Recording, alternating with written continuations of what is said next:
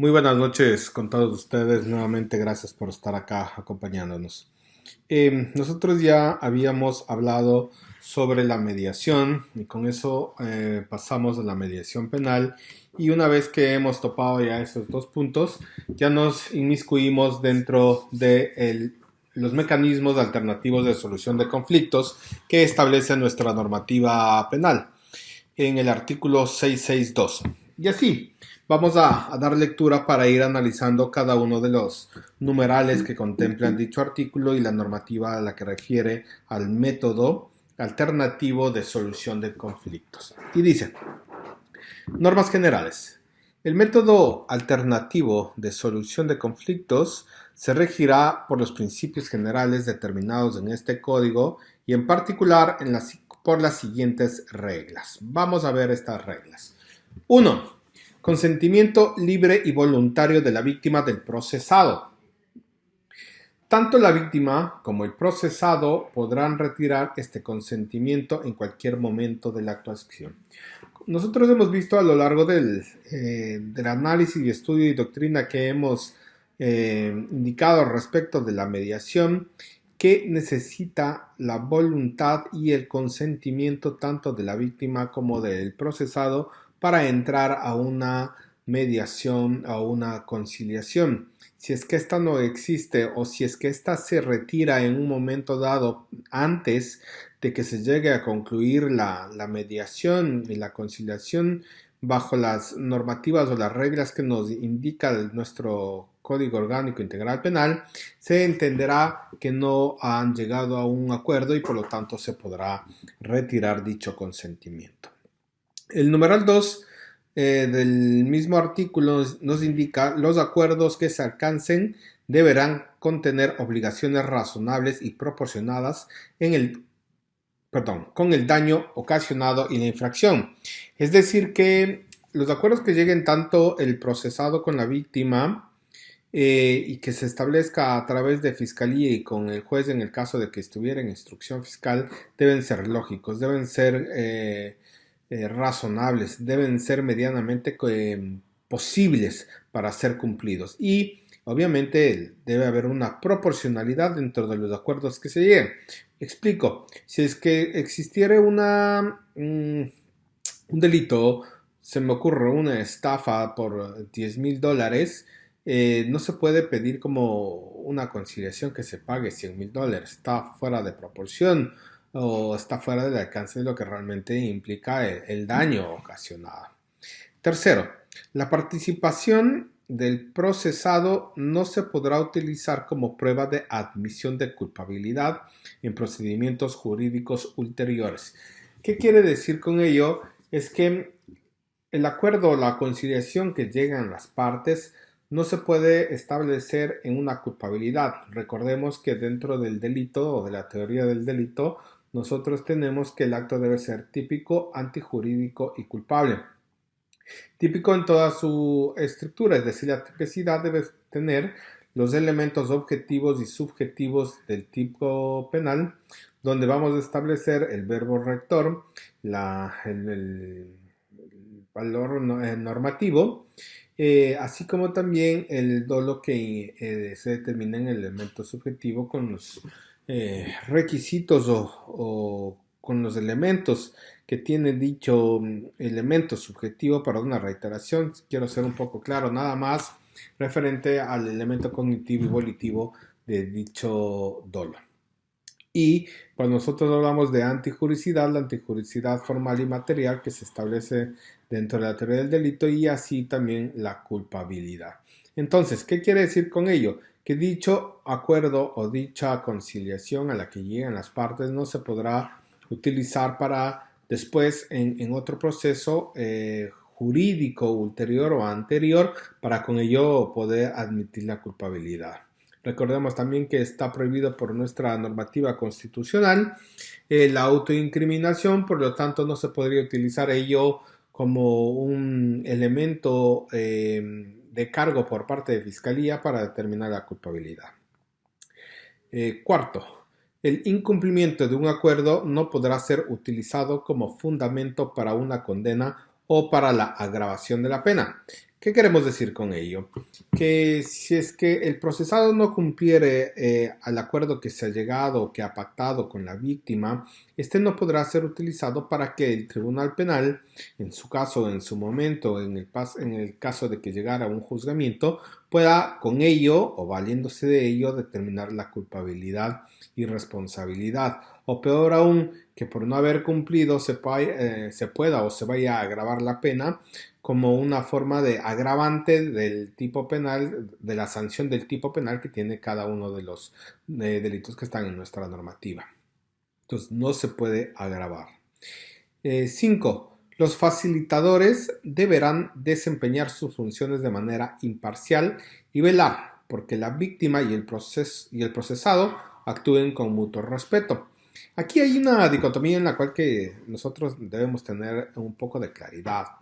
Y es que cuando uno hace este proceso en investigación, en la fase de investigación,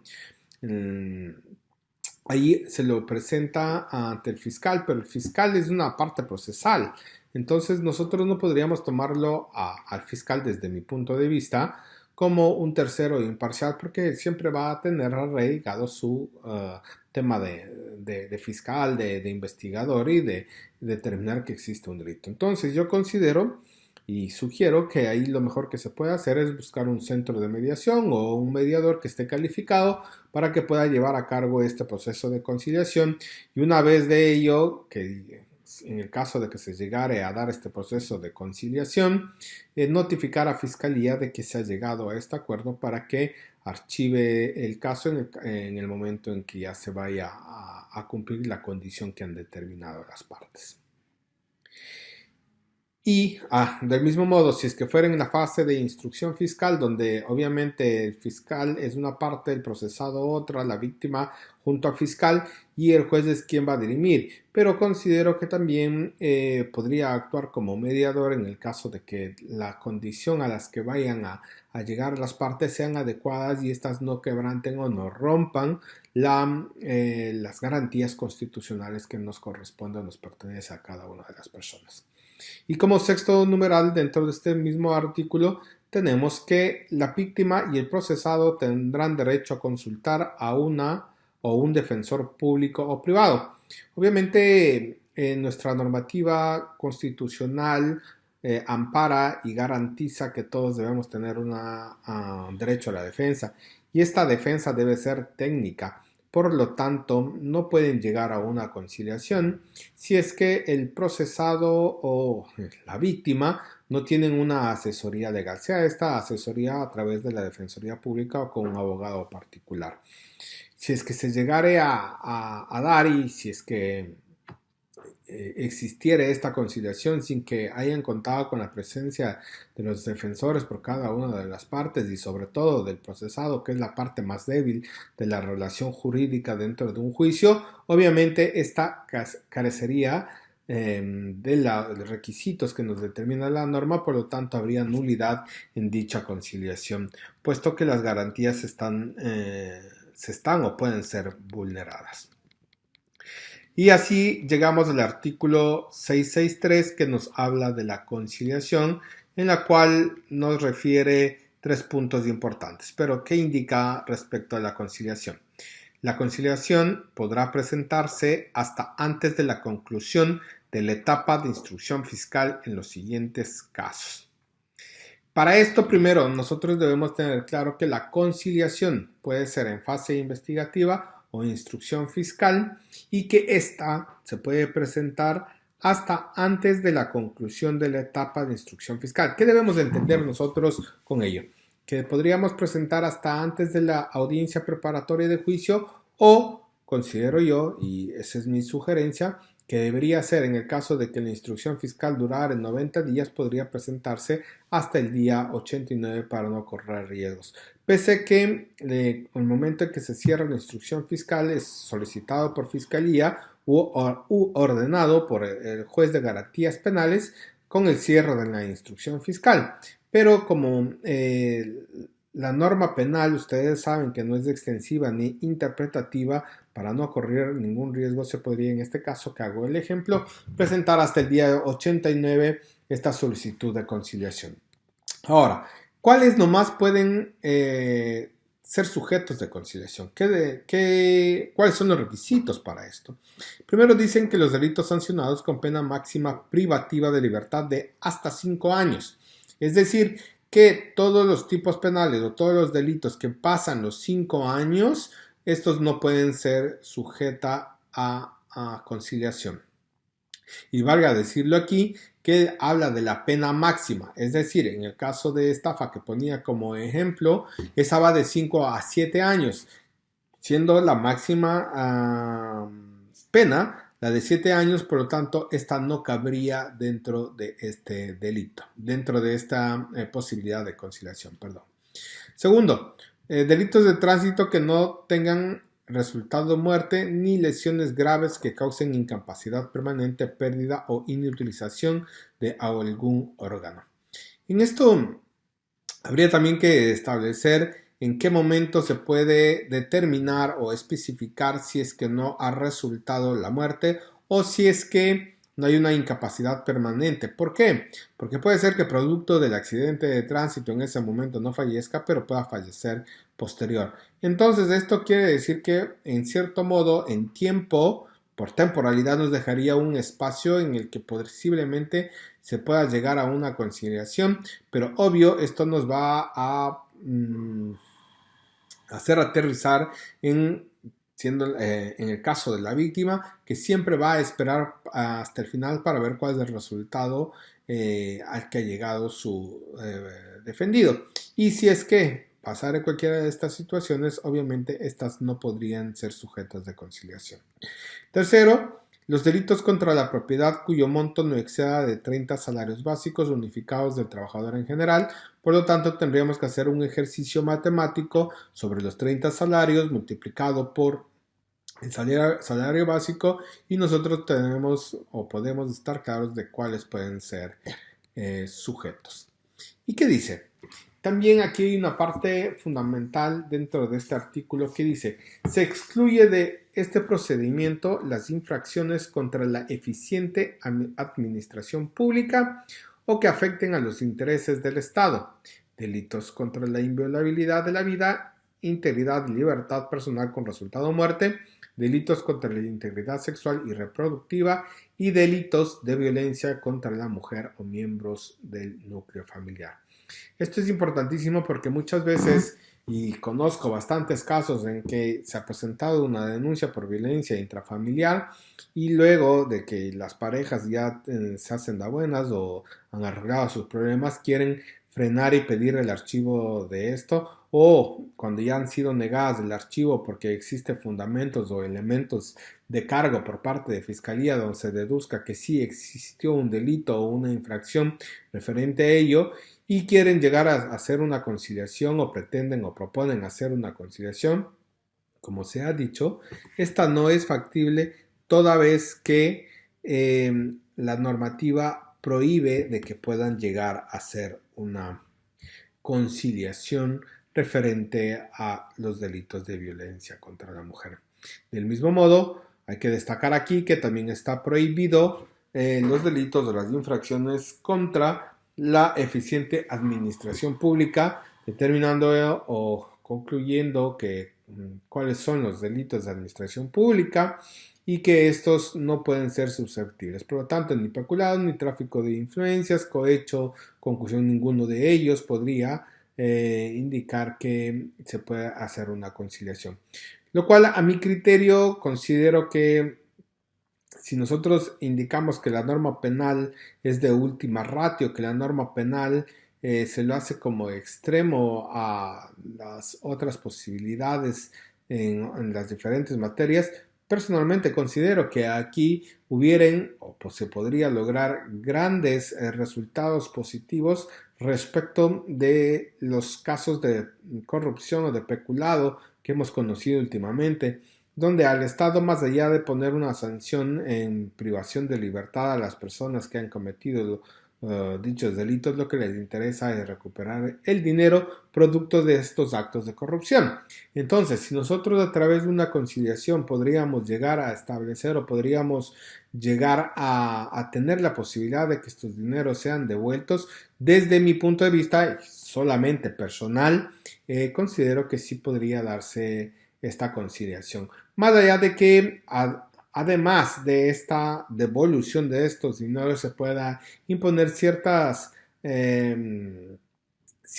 condiciones para el cumplimiento de esta conciliación, como trabajo comunitario, como ayuda a la comunidad, entre otras cosas, donde más allá de tener un agente presa, lo que nos interesa a nosotros como sociedad, como Estado, es que el dinero producto de la corrupción esté nuevamente en las arcas de nuestro Estado y con ello poder hacer obras, que es lo que se necesita para nuestro país.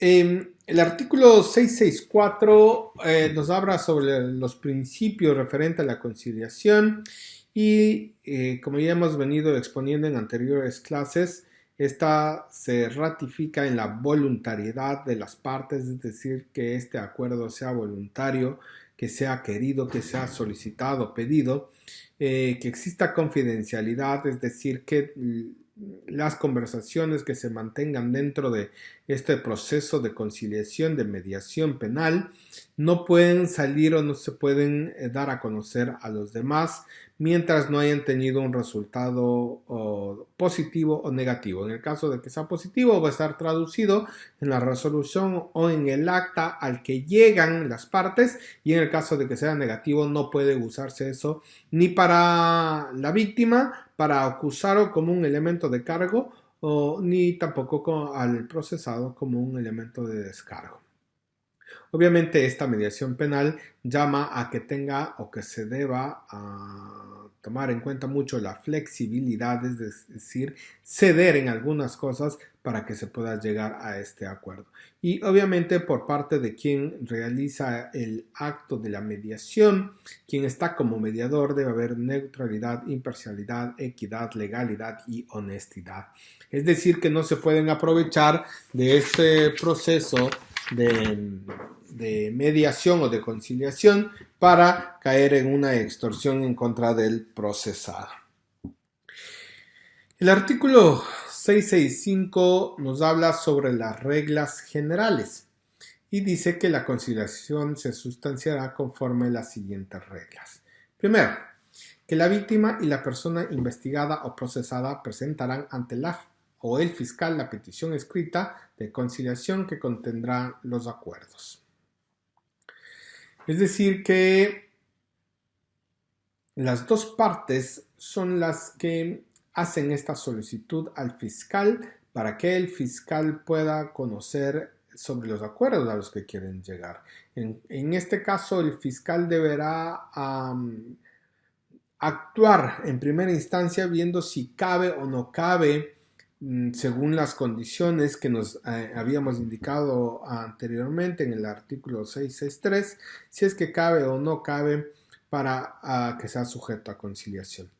2. Si el pedido de conciliación se realiza en la fase de investigación, la o el fiscal realizará un acta en el que se establecerá el acuerdo y sus condiciones y suspenderá su actuación hasta que se cumpla con lo acordado. En esto nosotros debemos estar claro que no es que el fiscal va o debe intervenir como un mediador o un tercero imparcial, porque siempre va a tener parcialidad, como ya lo expliqué, por su ente o por su rol mismo de fiscal. Pero lo que nos está diciendo aquí la normativa es que el fiscal realizará el acta, es decir, el documento que va a respaldar el acuerdo y las condiciones que han establecido. Y que como parte de él, como parte de fiscalía, es que pedir o solicitar que se cumpla lo acordado. ¿Por qué? Porque esta fase de conciliación, como lo indica, se puede hacer o se debe hacer con un tercero imparcial, un mediador, en un centro de mediación donde pueda cumplir su rol y pase dicha acta o dicho documento a fiscalía para que se puedan cumplir los acuerdos. También nos dice en el mismo numeral que una vez cumplido el acuerdo se archivará la investigación de acuerdo con las reglas del presente código. Es decir, que el requisito sine qua non para que se archive el proceso de investigación es que se haya cumplido lo que se ha acordado. En el numeral 3 tenemos que si el investigado incumple cualquiera de las condiciones del acuerdo o transgrede los plazos pactados, la o el fiscal revocará el acta de conciliación y continuará con su actuación. Es decir, que debido al incumplimiento, sea por condiciones o sea por plazos, el fiscal deberá primero revocar, deberá emitir una resolución en el cual, un impulso en el cual ordenará que nuevamente se inicia o se revoca el acta de conciliación y que se va a continuar con su actuación, es decir, en su fase en la que se encuentre, sea investigativa o sea en la instrucción fiscal, pero esta obviamente deberá ser resuelta por el juez. Cuarto, si el pedido de conciliación se realiza en la etapa de instrucción, la o el fiscal sin más trámite solicitará al juzgador la convocatoria a una audiencia en la cual se escuchará a las partes y aprobará la conciliación. En la resolución que apruebe el acuerdo ordenará la suspensión del proceso hasta que se cumpla con lo acordado y el levantamiento de las medidas cautelares o de protección si se dictaron. No olvidemos que nosotros tenemos la oralidad, estamos en un sistema adversarial oral en el cual todo se resuelve cuando ya está en proceso, es decir, a través de la formulación de cargos en una instrucción fiscal, todo se resuelve mediante audiencia. No es que simplemente hacen el acuerdo, firman el acta de conciliación, se presenta al fiscal y ahí termina. No, como ya está en fase de instrucción, necesariamente tiene que conocer el juzgador a través de una audiencia y él aprueba dicha acta y ordena la suspensión del proceso hasta que se cumpla lo acordado, sea por condición o sea en plazo, y mientras tanto el levantamiento de las medidas cautelares si es que ya se han ordenado en la formulación de cargos, como pueden ser las personales como prisión preventiva o las otras que nosotros conocemos y están establecidas en el 521 y 522. Perdón, en el 522 de nuestra normativa. El numeral 5 nos dice, cumplido el acuerdo, la o el juzgador declarará la extinción del ejercicio de la acción penal. ¿Y por qué la extinción? Porque si ya no hay lesividad, quiere decir que ya no existe la afectación al bien patrimonial que está protegido, al bien jurídico protegido. Entonces, con ello, al ya no tener lesividad, obviamente debe declararse la extinción. Sexto, cuando la persona procesada incumpla cualquiera de las condiciones del acuerdo o transgreda los plazos pactados, a pedido de la o el fiscal de la víctima, la o el juzgador convocará a una audiencia en la que se discutirá el incumplimiento y la revocatoria de la resolución de conciliación y la suspensión del procedimiento. ¿Qué nos indica aquí? Que si es que el procesado no cumpliere las condiciones o en el plazo que se ha establecido, se debe llamar a una audiencia y ahí indicar tanto la fiscalía como la víctima y más aún el procesado las razones de su incumplimiento. Y si el juez considera que este incumplimiento ha sido ilegal, ha sido inconstitucional o realmente ha transgredido, obviamente podrá ordenar que se continúe con el proceso en el que se encuentra, es decir, seguir con la instrucción fiscal. Y en el caso de que en la audiencia el juzgador llegue a la convicción de que hay un incumplimiento injustificado, recordemos bien lo que dice aquí, incumplimiento injustificado, no solo es un incumplimiento, sino que este incumplimiento tiene que ser injustificado. Estas dos palabras que se conectan nos da la pauta para que si el incumplimiento fuera justificado, el juez podría permitir otra otra conciliación, otro acuerdo o plazos, pero si el incumplimiento es injustificado, obviamente dejará sin efecto el acuerdo, lo revocará y ordenará que se continúe con el proceso conforme a las reglas del procedimiento ordinario. El numeral 8 nos dice que el plazo máximo para cumplir con los acuerdos de conciliación será de 180 días. Es decir, que tendrán aproximadamente 6 meses para que se cumplan los acuerdos a los que han llegado las partes. Durante el plazo para el cumplimiento de los acuerdos de conciliación, se suspenderá el tiempo imputable de la prescripción de la acción penal y los plazos de duración de la etapa procesal correspondiente. Con esto debemos estar claros todos nosotros que no es que porque se ha llegado a una conciliación y esta conciliación va más allá de los 5 meses, es decir, se ha permitido el plazo de 6 meses y como la instrucción fiscal había comenzado 20 días atrás, ya solo quedaban 70 días y como ya pasaron los 6 meses o los 500, los días que fueran necesarios, los 170 días, con eso ya se cumplió la instrucción. No es así.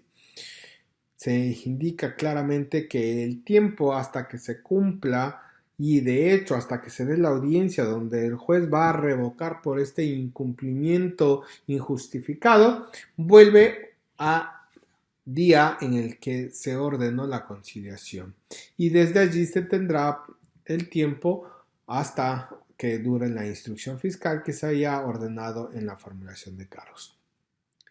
10. No se admitirá prórroga del término para cumplir el acuerdo, es decir, que no tendrán un tiempo adicional a lo que establece la normativa. Y 11. Revocada el acta o resolución de conciliación, no podrá volver a concedérsela. Es decir, que si una vez que ya se revocó por el juez esta posibilidad de conciliación, o esta acta de conciliación, ya no es que después nuevamente volvemos a negociar y se me da un nuevo plazo y volvemos a presentarlo. Por lo tanto, en esa audiencia en la cual se solicita para la revocación de esta acta de conciliación o de esta conciliación por incumplimiento injustificado, hasta allí se podría nuevamente tratar de renegociar o pactar alguna cosa adicional. Pero si es que ya no se llegó a establecer si se llegó a establecer un incumplimiento injustificado y de ahí no se puede nuevamente volver a conciliar. Esto ha sido importante para el conocimiento de todos nosotros sobre los métodos alternativos para la solución de conflictos y sobre todo esta parte de la conciliación. Aquí nada más dejo yo una inquietud que sí es válida para que ustedes lo puedan analizar. ¿Y a qué me refiero? El artículo 663.3, el artículo 663 en su inciso quinto dice, y lo leo literalmente nuevamente: se excluye de este procedimiento las infracciones contra 1. La eficiente administración pública, afecten a los intereses del Estado, delitos contra la inviolabilidad de la vida, integridad y libertad personal con resultado muerte, delitos contra la integridad sexual y reproductiva y delitos contra la violencia de la mujer. En este cuarto, cuando nosotros hacemos relación de que no se puede conciliar los delitos contra la integridad sexual, a mí me llama la atención y me salta a la duda lo siguiente. En el artículo 167 de nuestra normativa penal se habla sobre el estupro y lo leo. Artículo 167. Estupro. La persona mayor de 18 años que recurriendo al engaño tenga relaciones sexuales con otra mayor de 14 y menor de 18 años será sancionada con pena privativa de libertad de 1 a 3 años. Es decir, que según los requisitos que nos establece el 663 como es menor a 5 años, sí cabe. Pero, te lo he dicho por el mismo artículo al que hice referencia, no cabe porque le está poniendo una limitación, que son los delitos contra la integridad sexual. Pero además de ello, cuando nosotros hablamos de los delitos, los unos de acción privada, los unos de acción pública y los otros de acción privada, nosotros entendemos que el ejercicio privado de la acción penal procede al ejercicio privado de la acción en los siguientes delitos: calumnia, usurpación, estupro. Es decir, que el estupro es un delito de acción privada, pese a que sea un delito sexual, pese a que no admita conciliación de acuerdo al 663 en su inciso cuarto, porque no puede ser delitos contra la integridad sexual. Allí, ¿qué pasa? ¿Existe o no existe conciliación?